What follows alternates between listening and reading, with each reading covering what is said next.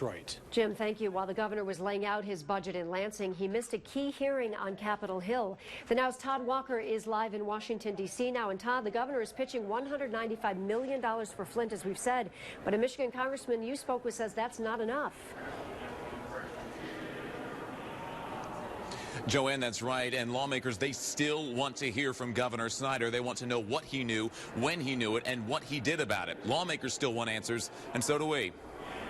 It's about a $400 million investment focused in on Flint and infrastructure in this budget. On the same day Michigan Governor Rick Snyder pledged hundreds of millions of dollars for the people of Flint, he was supposed to be speaking with another Flint resident in Washington today. A lot of people think, well, that's a lot of money. It's not much more than the people in Flint paid for water that poisoned their kids. Congressman Dan Kildee sits on the committee that invited Snyder to testify about his role in the Flint water crisis.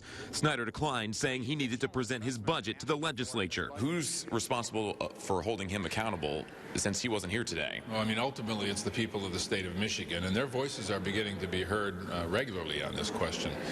But transparency and telling the truth is not just saying the things that one wants to say, but actually answering tough questions that other people might have. The former city manager who was appointed by Snyder has been subpoenaed to come answer Congress's questions. Can you and will you subpoena Governor Snyder if he doesn't appear here? Well, that's going to be up to the majority. As a Democrat, we don't have the authority to issue subpoenas. I would hope that if he had an invitation on a date that he could attend, he would simply come. Today, the House passed a bill 416-2, which would require the EPA to notify local communities if their water has high levels of lead. The EPA says it tried to urge the Michigan DEQ to, quote, do the right thing, but others accused the EPA of just passing the buck when they knew the water was bad. We're live in Washington. I'm Todd Walker for The Now, Detroit. All right, Todd, thank you for that live report.